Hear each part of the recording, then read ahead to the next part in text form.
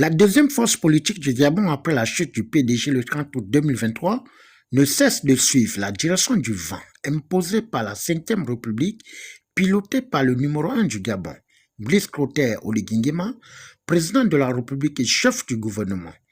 C'est dans ce cadre que le vénérable de la transition et fils du 5e arrondissement, Emmanuel Ntoutoumdan, a fait la une le samedi 12 juillet 2025 devant sa base politique et la presse. Les jeunes de ce quartier sont venus me voir. Chez moi à la maison pour me dire que dans leur quartier là-bas, ils n'ont pas d'eau depuis des mois à cause de la pompe qui est en panne. Ils m'ont demandé en tant que sénateur de l'arrondissement si je pouvais faire quelque chose pour les aider. J'ai accepté de le faire. J'ai confié le travail à une société qui a remis la pompe en marche. Malheureusement, il y a une coupure d'eau. On ne peut pas essayer tout de suite. Je voudrais remercier et féliciter la société, la PME gabonaise qui a fait ce travail. Je crois que c'est un bon travail. Et ça prouve que les jeunes Gabonais, quand on leur donne des opportunités, quand on leur fait confiance, quand on leur donne des moyens, ils peuvent faire de grandes choses. Parce qu'on dit que les jeunes Gabonais sont fainéants et tout ça. Maintenant, je crois qu'il y en a quand même qui se débrouillent maintenant. On le voit dans plusieurs domaines. Il y a 3 semaines, j'ai posé le même acte à Ozangue. J'ai remis les lampadaires en marche. C'est une société gabonaise qui l'a fait aussi. Je n'ai pas voulu prendre les sociétés des autres. Parce que je pense que nous-mêmes ici, on doit d'abord encourager nos petits qui essaient de se débrouiller. Plutôt que d'aller faire le bandit, aller vendre les chambres. Moi, j'aime bien les jeunes qui sont responsables et qui font de bonnes choses. Voilà. Mais le discours m'a bonne. Je suis inauguré Mourani, Menzim. Menzim, le bilan est important dans la vie. Menzim, moi, je suis santé. Je suis Menzim, donc je pense que vous devez être content de ça. C'est moi qui vous remercie d'être venus quand même nombreux. Je crois que l'État peut tout faire, que l'État doit tout faire. Je pense que les citoyens, les élus, peuvent aussi à leur petit niveau apporter leur modeste contribution pour compléter les efforts de l'État. C'est dans cet esprit que moi j'ai fait ça. C'est ce que je voulais ajouter.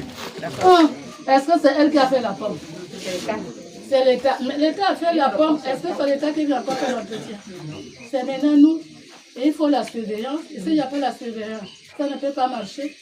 Non, la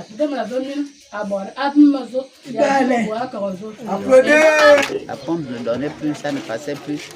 Il y a aussi quelque chose qu'il faut vraiment souligner parce qu'il y a la mauvaise gestion de cette pompe-là. Les gens en font n'importe quoi. Ils viennent se laver là, ils viennent faire la lessive et tout et tout. À beau leur parler, toujours comme si tu prêchais dans le désert. Il faudrait qu'ils fassent bon usage. Cette fois-ci, le sénateur a tout fait. Il a fait un grand geste à notre endroit.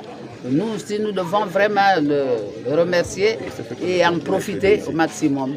Ici, les robinets étaient foutus. La vanne d'arrêt du compteur était aussi foutue. Donc, on a changé la vanne d'arrêt, on a changé les 4 robinets, on a refait la toiture aussi qui était déjà détruite. Juste refait des travaux. Voilà. On a changé la vanne centrale du compteur.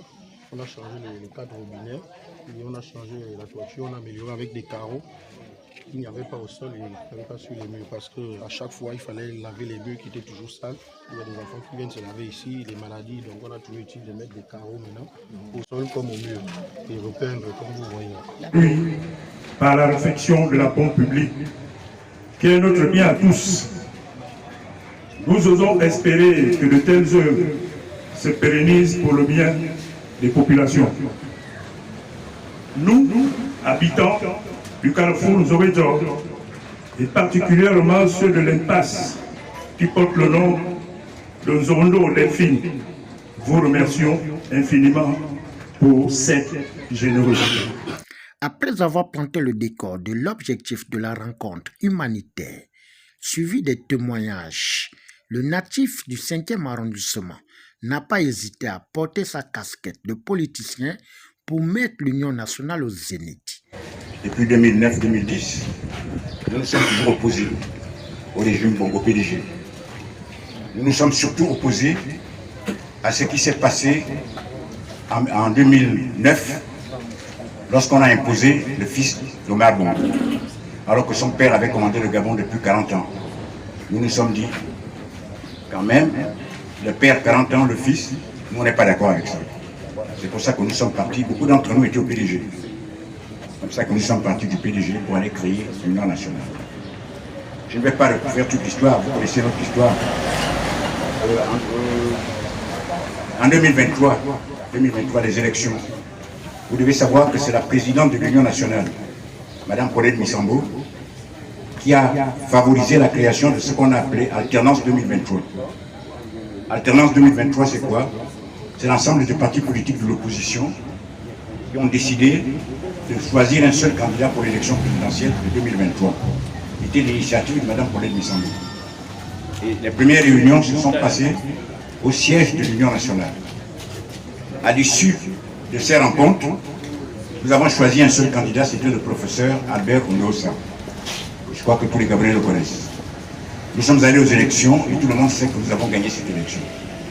Nous l'avons gagné, mais comme le PDG voulait faire à son habitude, c'est-à-dire passer en force, les militaires nous ont aidés. Ils ont sauvé le pays parce qu'ils ont possibilité cette tentative de passage en force. C'est la raison pour laquelle l'Union nationale a tout de suite soutenu le coup de libération. Tout de suite, nous nous sommes mis à côté du général et des militaires pour faire la transition. Et vous savez que dans la transition, l'Union nationale a joué un rôle important. La présidente de l'Union nationale était la présidente du Sénat de la transition. Et dans le Sénat de la transition, vous aviez des sénateurs de l'Union nationale. À l'Assemblée nationale, vous aviez des députés de l'Union nationale. Dans la haute administration, vous aviez des cadres de l'Union nationale qui ont soutenu la transition. Maintenant que la transition est passée, chaque parti reprend son autonomie. L'Union nationale reprend son autonomie, même si elle est solidaire de l'action du président de la République. L'Union nationale proclame sa loyauté, sa fidélité à l'endroit du président de la République. L'Union nationale est ancrée au sein de la majorité présidentielle, mais l'Union nationale garde sa personnalité. Parce que, comme on dit, tous les amis du roi ne sont pas au palais.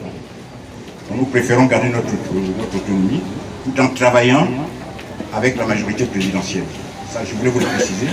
Parce que vous allez dire, oui, vous avez soutenu le président, qu'est-ce qui se passe maintenant? Non. L'Union nationale a soutenu le président en tant que parti politique. Maintenant que le président est bien élu, il a été très bien élu, c'est une élection qui s'est passée sans problème. C'est la première fois au Gabon, depuis le retour de la démocratie. Nous avons assisté à une élection transparente, oui, je pense, apaisée, je pense, et qui ne souffre d'aucune contestation. On n'a pas vu les gens se lever pour aller se plaindre en disant voilà, on a volé les élections, les gens ne sont pas morts. Donc nous soutenons le président de la République, nous sommes dans le cadre de sa majorité, mais nous restons l'Union nationale. D'accord?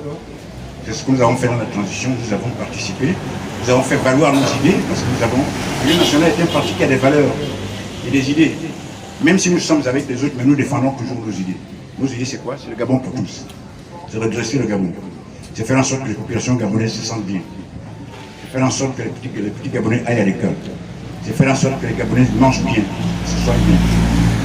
Voilà un peu ce que je voulais dire. Maintenant, ce que je peux dire pour terminer, vous savez que ceux qui ne sont pas encore enrôlés sur les listes électorales, parce que ça passe aussi par là, il faut que tout le monde soit enrôlé sur les listes électorales. Ceux qui ne sont pas encore inscrits, si vous avez des parents ou des amis qui ne sont pas encore inscrits, il faut absolument qu'ils s'inscrivent parce qu'on va recommencer les enrôlements là. Du 14 juillet au 12 août, ça nous laisse quand même encore un peu de temps pour les retardataires. Donc je voulais vous remercier de votre présence.